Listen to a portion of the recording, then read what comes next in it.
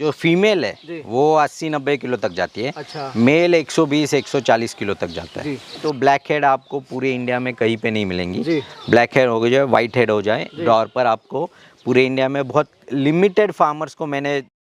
नमस्कार जी। नमस्कार, बहुत बहुत स्वागत है आपका हमारे चैनल पर। यस। सबसे पहले हमारे दर्शकों को अपना और अपने फार्म का एक छोटा सा परिचय दीजिए। हम जो फार्म पे रुके हैं इसका नाम है कपिला कृषि एंड गोट फार्म। ये एट पोस्ट मड़द, तालुका दौंड आता है, जिला पुणे, मतलब डिस्ट्रिक्ट पुणे आता है, महाराष्ट्र में आता है। ये कुरकुम MIDC से एक 4-5 किलोमीटर है, पुणे सोलापुर हाईवे पे है। ये जो भेड़ देख रहा हूँ मैं, हाँ, बहुत कदकाठी बहुत अच्छी है, बहुत स्ट्रॉन्ग है। कौन सी ब्रीड है ये? यस। अभी आप ये पीछे देख रहे हो ना, ये ब्लैक हेड में है, ब्लैक हेड डॉर्पर है। ये पीछे ये भी भेड़ देख रहे हो, ये ब्लैक हेड डॉर्पर्स, ये साउथ अफ्रीका से इंपोर्ट होके आई है। साउथ अफ्रीका से। जैसे हमने साउथ अफ्रीकन बोयर देखा था, वैसे ही साउथ अफ्रीकन डॉर्पर है। इनका रूमिन बड़ा रहता है, इसलिए इनका FCR ज़्यादा आता है, तो वजन ज़्यादा लेती है। वजन ज़्यादा आता है, पर इनका बकरियों से भी ज़्यादा वज़न हम कर रहे हैं। मतलब 3 महीने का किट जो है वो 30-35 किलो का आता है। इसका जी 30-35 किलो। जो अपना नॉर्मल जो भेड़ है अपने यहाँ पे, वो ज़्यादा से ज़्यादा 10-12 किलो 15 किलो, उससे मैक्स बढ़ती नहीं है। और इसको चारा भी कम लगता है, मतलब FCR जो कम ज़्यादा आ रहा है, तो फूड कन्वर्शन रेशियो अच्छा होने की वजह से चारा कम लगता है। अच्छा। इसका 80% तक ट्विंस का परसेंटेज है। अच्छा, 2 बच्चे देती है। 2 बच्चे देती है। अगर 100 बकरियाँ 100 भेड़ ब्याहती है, तो उसमें अपने को 180 बच्चे मिलते हैं जी। और इसका और एक क्या फ़ायदा है कि ये सेल्फ सीडिंग है। अच्छा। मतलब अगर आप देखेंगे ना प्योर वाले इनका, तो इनके ऊपर ऊन नहीं मिलेंगे आपको। अच्छा। तो जैसे इनको गर्मी होती है वो निकाल देती है जी। दोस्तों, वीडियो में आगे बढ़ने से पहले आपको एक छोटा सा सरप्राइज।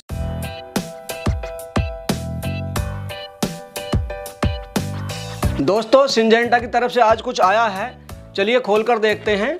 इसमें ये एक पेन है और एक पैड है, और साथ में ये 2 लेटर हैं। इसको मैं पढ़ता हूँ।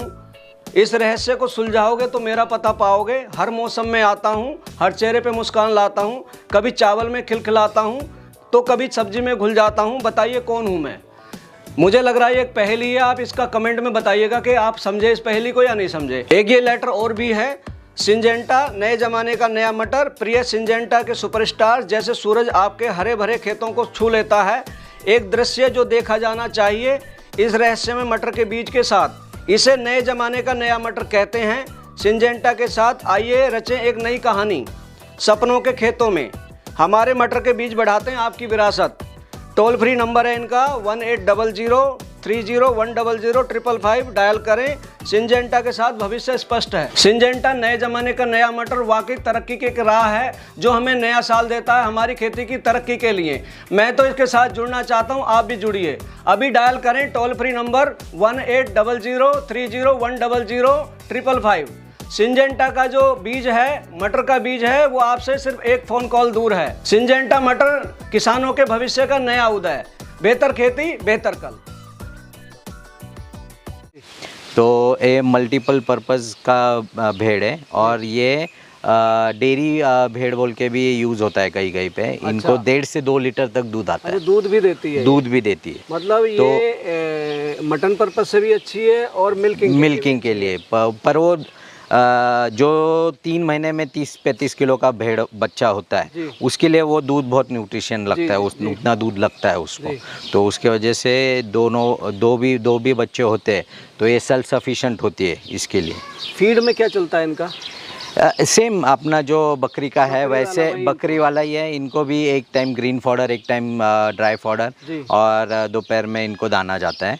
तो सेम वैसे ही है। सिर्फ इसका चेंजेस क्या होता है कि इनमें एक दलीय जो आता है वो ज़्यादा इनको सूट करता है। तो एक दलीय हम जितना इनको देंगे उतना अच्छा इनका ग्रोथ रहेगा। अच्छा, ये जो मॉडल है आपका, ये ब्रीडिंग मॉडल है? हाँ, ये ब्रीडिंग मॉडल है। अभी ये शेड भी देखेंगे ना, तो ये ज़्यादा से ज़्यादा 30-40 हज़ार का शेड है। ये 3,500 स्क्वायर फीट का है। और यहाँ पे जो हमने जो फीडिंग सिस्टम है वो भी बहुत सिंपल है। ये हमने ऐसे फीडर्स डाले हुए हैं। हाँ। तो इसमें हम फीड डालते हैं, ये मूवेबल है, ये कहीं पे भी मूव कर सकते हैं। अगर बाहर रखना है बाहर रख दो, बाहर रख दो, अंदर रखना है अंदर रख दो। और कहीं पे आप अगर इसको उठा के आप आम के बगीचे में, इमली के भी बगीचे में उधर भी रख सकते हो। तो ये उसका मल्टीपर्पज़ हो जाता है। और एक कैसा है कि अभी ये इसको चारों साइड से खाते हैं, तो कम से कम इसको 20 भेड़े आराम से खा लेती है। चौड़ी ट्रे है, डबल साइड से। हाँ, तो चारों तरफ से खा लेती है। चारों तरफ से। और उसका डेप्थ जो है वो 8 से 10 इंच तक रखते हैं हम। इसके वजह से उसमें चारा का गिराती भी नहीं है और चारे की क्वांटिटी भी ज़्यादा बिठा सकते हैं। अच्छा, वजन कितना हो जाता है इसका?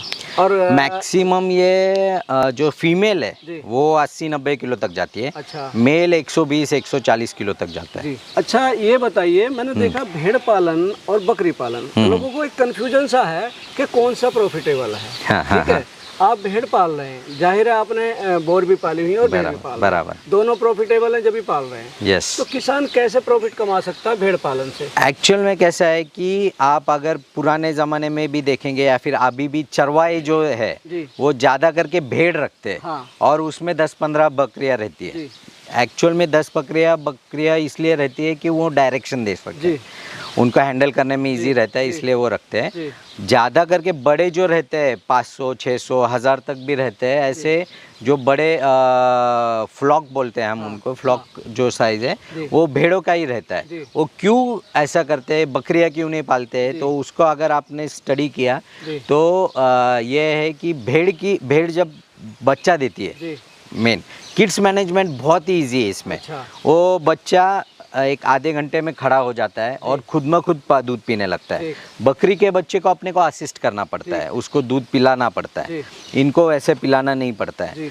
ये खुद में खुद खड़ा होता है, पीता है। दूसरा और क्या है कि ये अब इतने इसमें देखेंगे, जब चारा डालता है ना तो जब तक उसका सामने का खाता नहीं है, मतलब आप बकरियां जो देखती है वो ऊपर का खाती है। हाँ। और भेड़ नीचे खाती है, तो जब तक उसके सामने का खत्म नहीं होता है तब तक वो ऊपर नहीं देखती है। वो पहले अपना काम निपटाएगी, पेट भरेंगी। तो जनरली क्या है कि बकरियां ज़्यादा करके वेस्टेज बहुत करती है इसमें, ये वेस्टेज बिल्कुल नहीं करेंगी। जनरली क्या है कि भेड़ लोग है ना एक दूसरे में बहुत प्यार करते हैं एक दूसरे से, और इंसानों से ज़्यादा शर्माते हैं, मतलब इनको यूज टू नहीं रहते हैं इंसान, तो इसके वजह से इंसानों से शर्माते हैं और एक झुंड बना के रहते हैं। तो अगर आप ये इसमें बकरियां रखेंगे तो ये पूरे इसमें फैल के रहते हैं। पर ये अभी यहाँ पे देखेंगे ना तो ये 150 भेड़ है पर एक साथ है। और मल्टीप्लिकेशन, पहले एक ही प्रॉब्लम था अपने यहाँ पे भेड़ में, कैसे होता था कि 20%, 10% इतना ही अपने को ट्विंस मिलता था। मतलब 100 भेड़ अगर बच्चे देंगी तो अपने को सिर्फ 120 या 110 ज़्यादा देती थी, एक बच्चा रेयर 10 या 20%। इसमें 80% तक अपने को ट्विंस मिलता है। तो इसके वजह से वो जो कमी थी वो इसमें रिजॉल्व हो गई है। आपके हर सेक्शन में आपने सीप डाली हुई है। हाँ। ठीक है, बोर गोट आप एलिट क्लास की बोर भी पाल रहे हैं आप, ठीक है, बीटल भी है आपके पास और सीप भी है बराबर। तो आपको हर सेक्शन में सीप डालने की क्या जरूरत पड़ी और इससे आप कितना रेवेन्यू जनरेट कर रहे हैं? एक्चुअली हमने सेक्शंस ब्रीड वाइज या शीप वाइज या गोट वाइज ऐसे नहीं बनाए हुए हैं। हम लोगों ने कैसे किया है कि ये जो फील्ड है यहाँ पे एक्सरसाइज होती है। अच्छा। क्योंकि ये दौड़ते हैं उधर तक, रोमिंग एरिया बहुत ज़्यादा है। तो यहाँ पे जो भेड़ है वो सब खाली भेड़ है, मतलब जिसको अभी बच्चा नहीं होने वाला है, अगले 1 महीने ड्राई भेड़ है जिसका एक्सरसाइज होता है और इसको हम फीड कम देते हैं तो जाके इसका मेंटेन भी रहे और ज़्यादा मोटी ना हो। और जब हम ऊपर के सेक्शन में जाते हैं तो वहाँ का फीड अलग है। ठीक। तो वो जब बच्चे देती है तो उसको दूध ज़्यादा आना चाहिए। हाँ। तो उसके लिए वो सेपरेट रखा हुआ है। नीचे छोटे बच्चों के लिए, और जब वो बच्चे थोड़े बड़े हो जाते हैं तो ऊपर चले जाते हैं इसमें एलिवेटेड इसमें। तो इस हिसाब से ये सिर्फ भेड़ का ही नहीं, बकरी का भी वैसे ही है। जैसे यहाँ पे अभी बीटल बिहा रही है, बच्चे दे रही है, तो इसलिए बीटल यहाँ पे है। एक बार इसके बच्चे बड़े होने के बाद ये ऊपर शिफ्ट हो जाएंगी। और बच्चों को भी एक रनिंग एरिया चाहिए, इसके लिए वो वहाँ पे एक रनिंग एरिया है नीचे, तो वो बड़े बच्चों का एक्सरसाइज भी हो जाता है।